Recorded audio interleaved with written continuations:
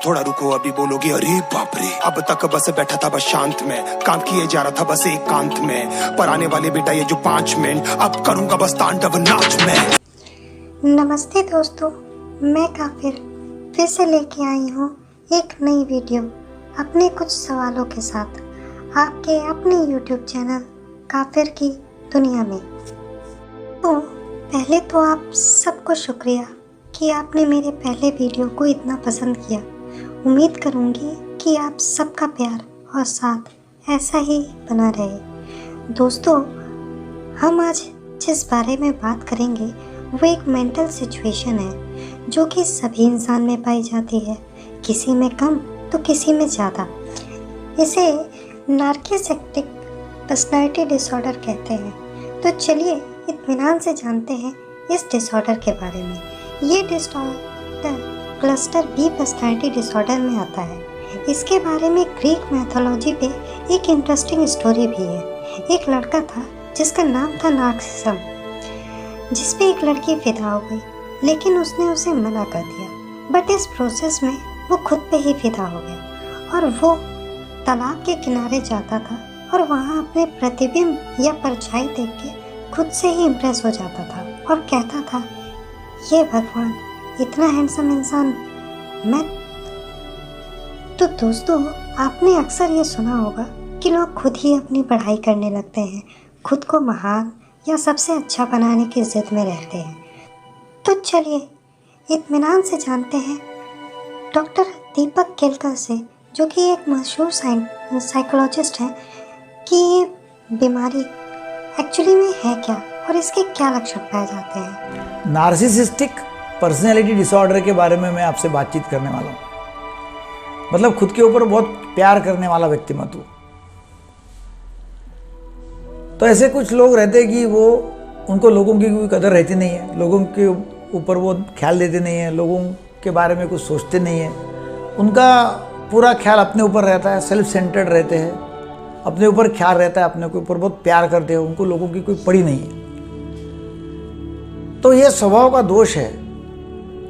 और मैं आपको बताने वाला हूँ ऐसे 9 पॉइंट्स, उसमें कि यदि 5 यदि होंगे तो ये नार्सिसिस्टिक पर्सनैलिटी डिसऑर्डर उसको कहते हैं। तो नंबर 1, ये खुद के बारे में उनके बहुत बड़े बड़े विचार होते हैं और खुद के बारे में बहुत बड़प्पन की विचार करते हैं। मैं कुछ बड़ा आदमी हूँ ऐसा उनको लगता है और लोगों ने उनको बड़प्पन देना चाहिए ऐसा लगता है।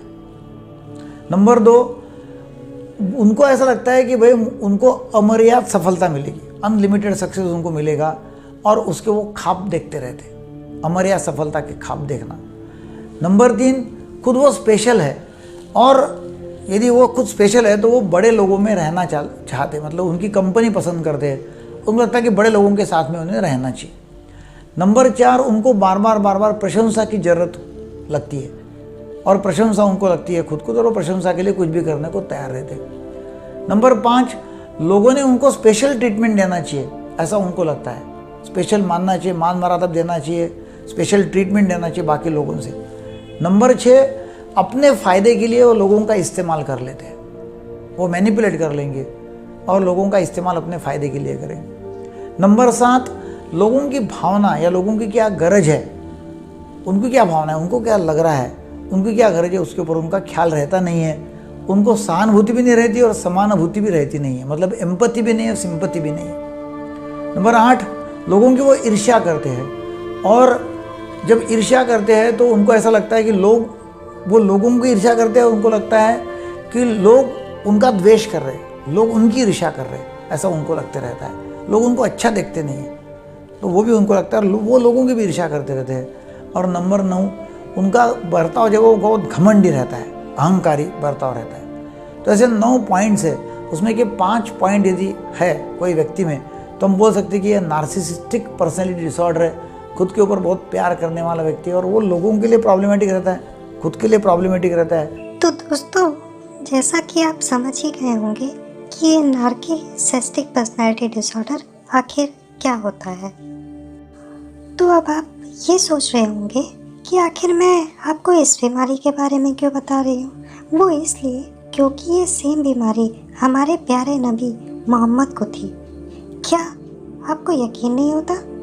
तो चलिए देखते हैं कुरान में क्या हमें इस बारे में कुछ मिलता है। और हाँ, एक बात का ध्यान रखिएगा कि किसी भी पेशेंट को इस बीमारी का मरीज बताने के लिए 9 में से कम 5 लक्षण दिखने चाहिए। तो चलिए शुरू करते हैं और देखते हैं उनकी कुरान में ही कि क्या हमें ऐसी कोई आयत या ऐसा कोई भी रेफरेंस मिलता है जिससे हम ये साबित कर सकें कि नबी मोहम्मद जी हमारे इस बीमारी से ग्रसित थे या फिर बीमार थे।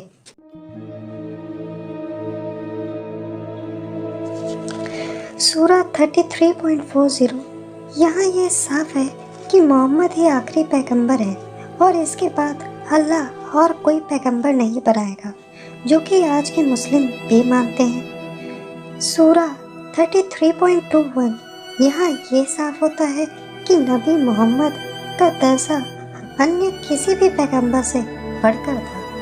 सूरा 2.253 यहाँ भी अल्लाह अपने आखिरी पैगंबर की तारीफ कर रहे हैं।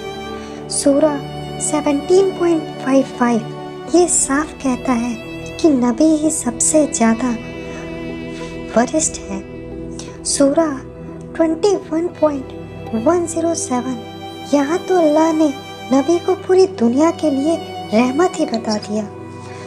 सूरा 17.78 और 79 यहाँ अल्लाह ने नबी को यह हिदायत दी कि वो नमाज कैसे करे और ये भी कहा कि अगर तुम किसी खास वक्त में नमाज पढ़ोगे तो अल्लाह खुद तुम्हें बहुत ऊंची जगह पर बैठा देगा, जहाँ तुम लोगों की मुकद्दर का भी फैसला कर सकोगे।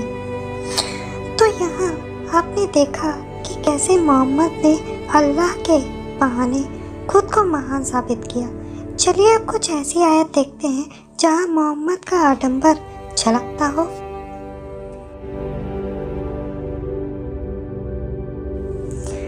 सूरा 33.56 यहाँ अल्लाह फरमाते हैं कि अरे मुसलमानों, तुम अल्लाह के बाद सिर्फ नबी को ही सलाम या सजदा करो।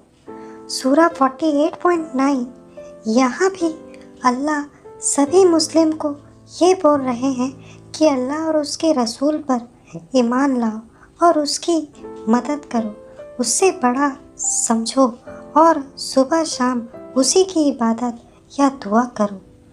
सूरा 68.4 यहाँ अल्लाह फरमाते हैं कि नबी बहुत आला दर्जे का है। तो देख रहे हैं ना आप, देखिए हम जो भी बात कर रहे हैं पूरे तथ्यों के साथ कर रहे हैं। अब आपको कुछ ऐसी आयतें बताते हैं जहाँ नबी की इज्जत पाने की भूख साफ नजर आती है।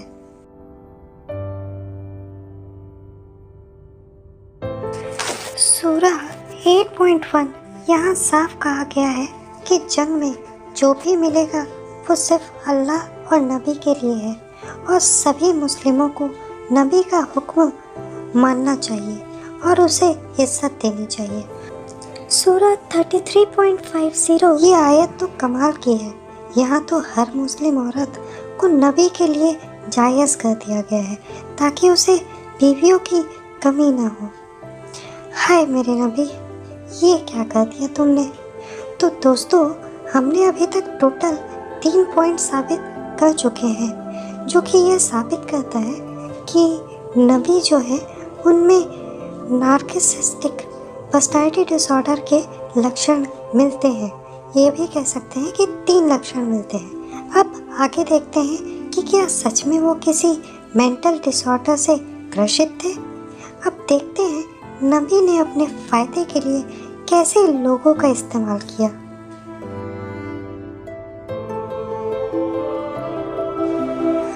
सूरा 60.1 यहाँ अल्लाह कह रहे हैं कि अगर तुम लोग जिहाद यानी कि अल्लाह के कलाम को ऊंचा करने निकलते हो तो कभी भी काफिर से दोस्ती मत बनाओ, क्योंकि वह राह से भटक गए हैं। सूरा 9.23 यहाँ तो अल्लाह ने यहाँ तक कह दिया कि अगर तुम्हारे माँ बाप और भाई बहन अगर किसी और धर्म को मानते हैं तो उन्हें भी बिल्कुल अहमियत मत दो और उनसे भी रिश्ता तोड़ दो। सूरा 22.39 और 40 यहाँ अल्लाह ने काफिरों से लड़ने की इजाज़त दी है क्योंकि अल्लाह की उन्हें मदद करनी है, क्योंकि अल्लाह बहुत सताए गए हैं। सूरा 8.65 यहाँ अल्लाह मुस्लिम को जिहाद के लिए तैयार करते हैं और ये भी कहते हैं कि 20 मुस्लिम भी 200 नॉन मुस्लिम पे भारी पड़ेंगे। क्या आपको पता है, जब शुरुआती दिनों में मोहम्मद मक्का मदीना में कमज़ोर थे तो वो बड़े लोगों को लुभाने और सभी को अपने में जोड़ने की बात करते थे और सिर्फ वहाँ के बड़े लोगों से ही मिलते और उन्हें इस्लाम से जोड़ना चाहते थे।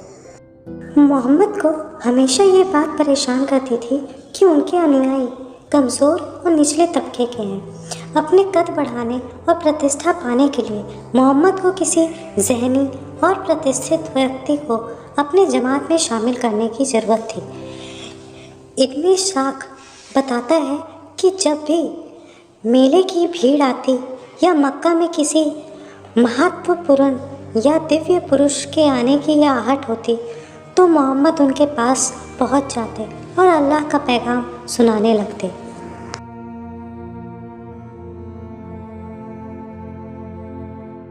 तो आइए देखते हैं उसके लिए कैसी आयत नाजिल हुई है। सूरा 73.10 वो जो कहे उसे सुन लो, फिर काफिरों से अलग हो जाओ। सूरा 109.6 यहाँ कहा गया है तुम अपने दीन में रहो, हम अपने दीन में रहेंगे। सूरा 20.103 ये जो भी कह रहा है सब पर सब्र करो और अल्लाह की बंदगी पे जुट जाओ। सूरा 2.83 उनके लोगों से नरमी से बात करो।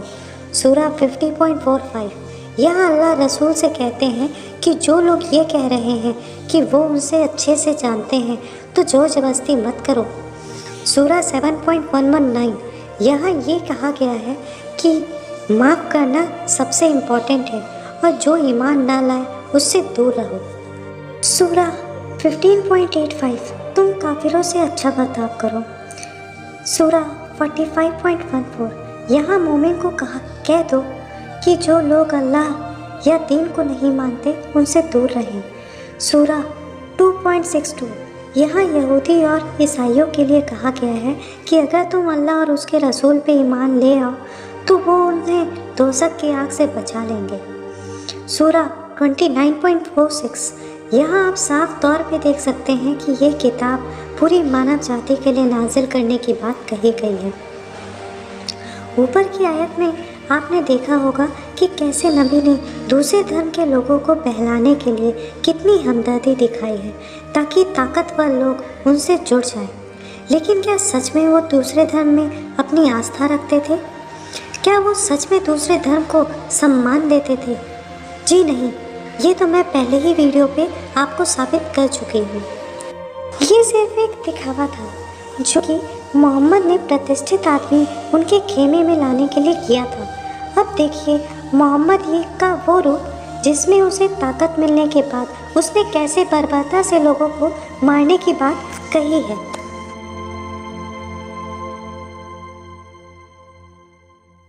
सूरा 9.123 यहाँ साफ कहा गया है कि जो इस्लाम को ना माने उसे काफिर को मार डालो। सूरा 8.12 यहाँ तो अल्लाह ने खुद कह दिया कि मैं नॉन मुस्लिम के दिल में डर पैदा कर दूंगा ताकि तुम उनकी गर्दन काट सको। सूरा 3.85 में कहा गया है कि जो दीन के अलावा किसी और दीन में यकीन करते हैं तो उसका दीन हरगिज़ कबूल नहीं होगा। मीन्स बाकी सारे धर्म फालतू हैं, सिर्फ इस्लाम ही सही।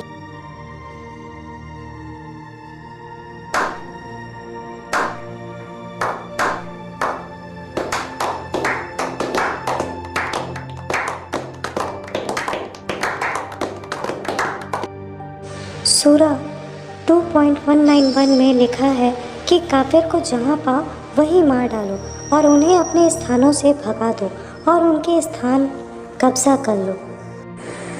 सूरा 2.193 में लिखा है कि काफिर से तब तक लड़ते रहो जब तक अल्लाह के दीन के प्रति एक भी विरोधी पर्सन जिंदा हो। मीन्स जब तक सारे नॉन मुस्लिम नहीं मर जाते उनसे लड़ते रहो। सूरा 9.14 में मुसलमानों को काफिरों से जंग करने के कहते हुए ये भी कहा गया है कि इस जंग में अल्लाह भी उनके साथ होगा। सूरा 9.66 अब यहाँ देखिए, जो लोग मुस्लिम से नॉन मुस्लिम या एथिस्ट बन गए हैं उन्हें मारने की बात यहाँ साफ साफ देखी जा सकती है। सूरा 9.28 यहाँ पे कहा गया है कि जो नॉन मुस्लिम है, इम्प्योर है, उन्हें काबा के आसपास भी मत आने दो। सूरा 9.29 यहाँ अल्लाह फरमाते हैं कि जो अल्लाह और उसके क़यामत के दीन को नहीं मानते उसे लड़ो और ऐसे लोगों को उनके किए का खामियाजा भुगतना पड़ता है। तो देखा दोस्तों, ये कुछ संबंध थे कुरान से जो इस बात को साबित करती है कि नबी मोहम्मद को नार्सिसिस्टिक पर्सनैलिटी डिसऑर्डर की बीमारी थी। जैसा कि मैंने आपको पहले भी बताया था कि इस बीमारी के 9 लक्षण होते हैं, उनमें से अगर 5 भी मैच होता है तो उसे इस बीमारी का मरीज कहा जाता है। लेकिन यहाँ नबी की कहानी में हमें 5 से ज़्यादा यानी 6 लक्षण मिले हैं। वैसे मुझे तो 6 मिले हैं और मैं आपसे जानना चाहूँगी कि आपको इस बीमारी के कितने लक्षण नबी में दिखते हैं। प्लीज़ इसे कमेंट करके बताइएगा।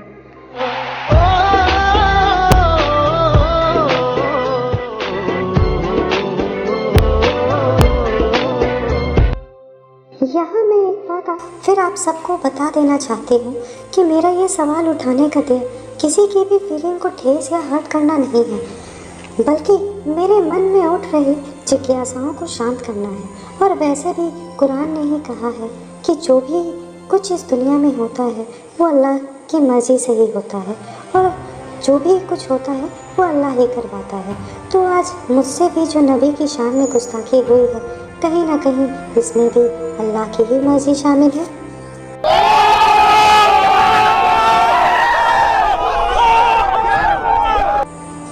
तो दोस्तों, कैसी रही हमारी आज की वीडियो?